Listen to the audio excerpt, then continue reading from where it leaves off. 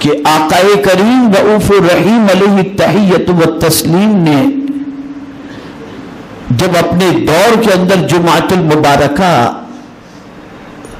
کا اہتمام فرمایا تو جس طریقے سے عیدین کے اندر دونوں عیدوں میں پہلے نماز ہوتی ہے اور بعد میں خطبہ ہوتا ہے، ایسے ہی یوم جمعہ کا بھی سسٹم یہی تھا کہ پہلے نماز ہوتی تھی اور بعد میں خطبہ ہوا کرتا تھا۔ لیکن ایک مرتبہ ایسا ہوا کہ میرے آقا صلی اللہ تعالی علیہ وسلم نماز جمعہ کے بعد خطبہ دے رہے تھے، لوگ مسجد نبوی شریف میں موجود تھے، اتنے میں ایک قافلہ آیا،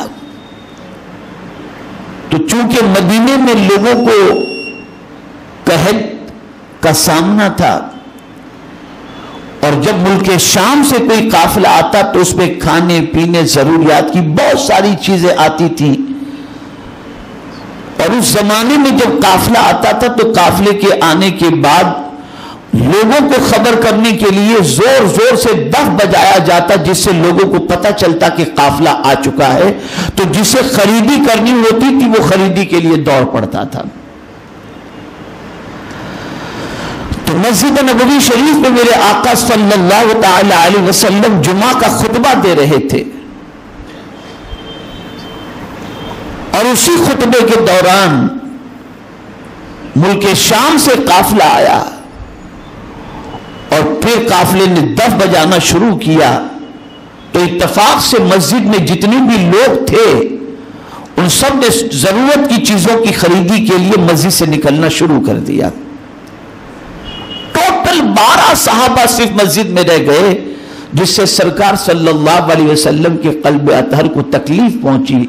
تو پروردگار کی شان یہ ہے کہ مصطفیٰ جان رحمت کو جب بھی کوئی تکلیف پہنچتی میرا مولا تسلی دے دیا کرتا۔ کتنا عظیم مرتبہ ہے میرے آقا صلی اللہ علیہ وسلم کا کہ دنیا کا عام انسان اگر بے چین ہو تو انسان تسلی دیتا ہے، لیکن مصطفیٰ بے چین ہو تو خدا تسلی دیتا ہے۔ تو ایک قانون ہی عطا کر دیا گیا،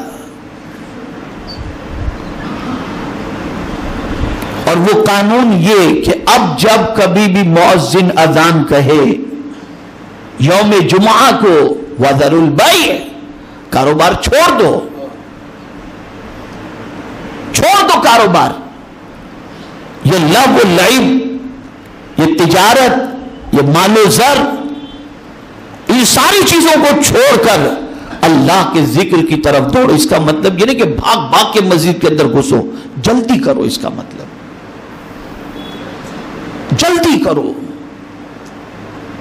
پھر اس کے بعد میرے آقا صلی اللہ تعالی علیہ وسلم نے جمعہ کی نماز بعد میں کی اور خطبہ حضور صلی اللہ علیہ وسلم نے پہلے دینا شروع کیا۔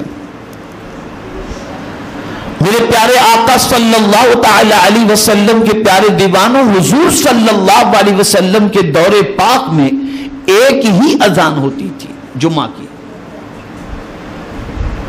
آج 2 اذانیں ہوتی ہے نا، ایک خطبے سے پہلے اذان ہوتی ہے اور ایک اس سے پہلے اذان ہوتی ہے، لیکن حضور کے زمانے میں ایک ہی اذان یوم جمعہ کو ہوا کرتی تھی۔ صدیق اکبر کے زمانے میں بھی جمعہ کی ایک ہی اذان تھی، فاروق اعظم کے زمانے میں بھی ایک ہی جمعہ کی اذان تھی، لیکن حضرت عثمان غنی رضی اللہ تعالیٰ عنہ کے دور پاک میں 2 اذانوں کا سلسلہ شروع ہوا، اس وجہ سے کہ حضرت عثمان غنی رضی اللہ تعالی عنہ مسجد میں تھے، اذان ہو چکی تھی، پھر بھی لوگ نہیں آئے تھے، تو حضرت عثمان غنی رضی اللہ تعالی عنہ نے فرمایا ایک اذان پہلے کہی جائے اور اس کے بعد خطبے سے پہلے ایک اذان کہی جائے، تاکہ لوگ اگر مصروف بھی ہوں تو سب کچھ چھوڑ چھاڑ کر یہ سمجھ جائیں کہ یہ خطبے کی اذان ہے، فوراً مسجد کی طرف آ جایا کریں۔ میرے پیارے آقا صلی اللہ تعالی علیہ وسلم کے پیارے دیوانوں، جس طریقے سے سیدنا فاروق اعظم رضی اللہ تعالیٰ عنہ نے 20 رکعت تراویح کا جماعت کے ساتھ اہتمام کیا. حضور کے زمانے میں جماعت کے ساتھ 20 رکعت تراویح نہیں پڑھی جاتی تھی. یہ صدیق فاروق اعظم رضی اللہ تعالیٰ عنہ نے اس سلسلے کو شروع کیا. اسی طریقے سے 2 اذانوں کا سلسلہ بھی حضرت عثمان ذو النورین نے شروع کیا. لیکن دیوبندی ہو یا وہابی کوئی اسے بدعت نہیں کہتا, کوئی اسے منع نہیں کرتا, بلکہ ہر ایک اس چیز کو اپناتا ہے. میں پوچھنا چاہتا ہوں, جب صدیق فاروق اعظم اور حضرت عثمان ذو النورین رضی اللہ تعالی عنہما اگر کوئی اسلام کے بھلے کے لیے, مسلمان کے بھلے کے لیے کوئی نئی چیز شروع کر دیں جو حضور کے زمانے میں نہیں تھی, تو وہ بدعت نہیں ہو سکتی, وہ بدعت سیئہ نہیں ہو سکتی, وہ بدعت دلالہ نہیں ہو سکتی, وہ گمراہی کا طریقہ نہیں ہو سکتا. تو اگر کوئی مصطفیٰ پیارے کی میلاد بنائے تو یہ شرک و بدعت کیسے ہو سکتا ہے؟ ورنہ آپ کیوں یوم جمعہ کو 2 اذان دیتے ہیں؟ یہ حضور کے زمانے میں نہیں تھا یہ سلسلہ, لیکن ہر مسجد کے اندر 2 جمعہ کی اذان, جمعہ کی 2 اذانیں ہوتی ہیں.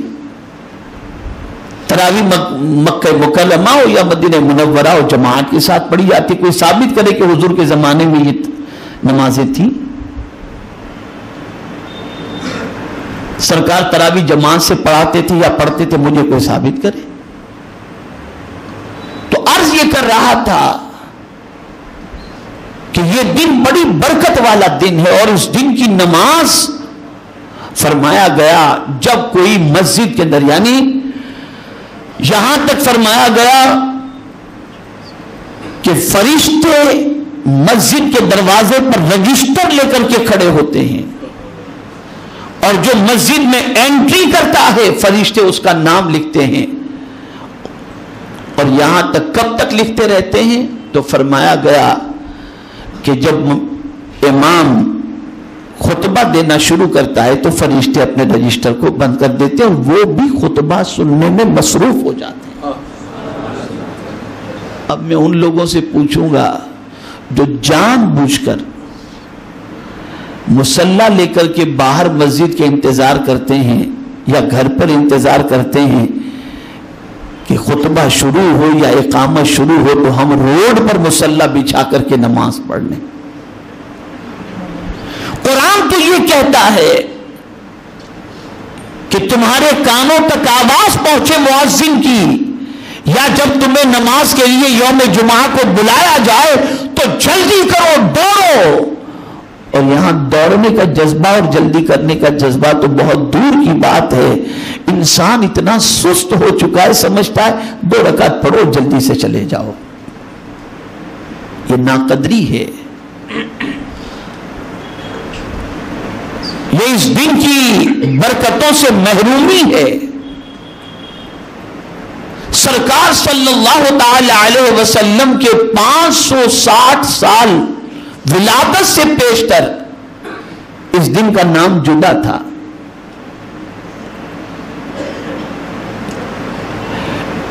لیکن اس دن, یعنی اس دن کو سرکار کی ولادت سے پہلے بھی لوگ جمع ہوتے تھے اور اپنے آباء و اجداد کی تعریفیں کیا کرتے تھے. جمعہ یعنی اجتماع کا دن, بہت جمع ہو جانے کا دن, لوگوں کی بھیڑ, لوگوں کے اکٹھا ہونے کا دن. لیکن جب حضور صلی اللہ تعالی علیہ وسلم تشریف لائے, بلکہ آقائے کریم صلی اللہ تعالی علیہ وسلم کی ولادت سے پہلے ہی آہستہ آہستہ اس کا نام جمعہ پڑھنے لگا. اور یہ بھی یاد رکھیں, قربان جائیے میرے آقا صلی اللہ علیہ وسلم کے صدقے میں رب کی طرف سے ملنے والی اس نعمت پر کہ آپ جانتے ہیں اللہ نے حضور کی امت کو جمعہ عطا فرمایا, کسی اور نبی کی امت کو جمعہ نہیں دیا. ان کو سنیچر ملا, یہودیوں کو اتوار ملا, عیسائیوں کو, اور جمعہ ملا حضور کی امت کو ملا. جیسے ان دونوں دنوں سے پہلے یہ دن ہے کہ سنیچر سے پہلے جمعہ, اتوار سے پہلے جمعہ, ایسے ہی جنت میں بھی حضور کی امت پہلے چلی جائے. یہ حضور کا صدقہ ہے, یہ حضور صلی اللہ علیہ وسلم کا صدقہ ہے.